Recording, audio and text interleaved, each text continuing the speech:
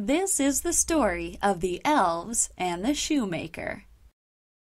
Once upon a time, there was a kind shoemaker and his wife. Although the shoemaker worked very hard, they were still very poor. One day, the shoemaker's wife said, "We have no more food to eat. You will need to make more shoes to sell." "I have only enough leather to make one more pair of shoes," the shoemaker replied sadly. The shoemaker cut out the leather for the shoes, ready to make them the next day, and went to bed. The next morning, the shoemaker and his wife came downstairs to find the shoes had already been made. The shoes were beautiful. The shoemaker put them in the window of his shop, and no sooner had he done so than a woman walked into the shop. "I must have these shoes. They are beautiful," said the woman, and gave the shoemaker twice the price for the shoes. The shoemaker and his wife were delighted. They bought some food to eat and still had enough money for the leather to make 2 pairs of shoes. Once again, the shoemaker cut out the leather for the shoes, ready to make them the next day, and went to bed.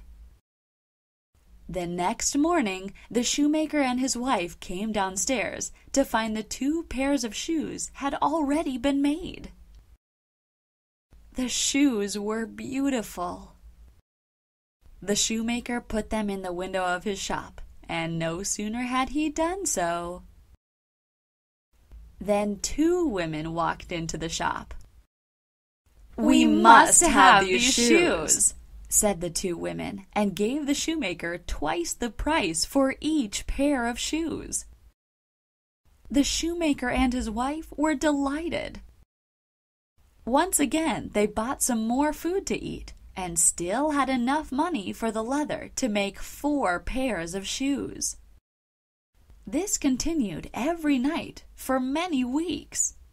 Every evening, the shoemaker would cut out and leave the leather on the table. And in the morning, the shoemaker and his wife would find the shoes already made. Soon, the shoemaker and his wife were very rich and very happy. "We must see who is making the shoes for us, so we can thank them," said the shoemaker's wife, and the shoemaker agreed.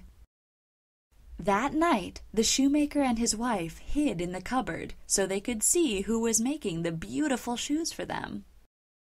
Suddenly, 2 elves appeared. They quickly started work on making shoes from the leather. And when they finished, they disappeared. In the morning, the shoemaker said, "We must do something for the little elves who have helped us." "Perhaps I could sew them new clothes, as their old clothes are old and torn," replied the shoemaker's wife. "Yes," said the shoemaker, "and I can make them little shoes for their bare feet." So the shoemaker and his wife started to make the finest little clothes and shoes you have ever seen. When they finished, they laid their gifts on the table and hid in the cupboard. When the 2 elves appeared, they saw the gifts and were very happy. They put on their new clothes and shoes and began to dance, jump, and sing. The 2 elves then disappeared, and the shoemaker and his wife never saw them again. But the shoemaker and his wife would always be very grateful to the 2 elves. The end.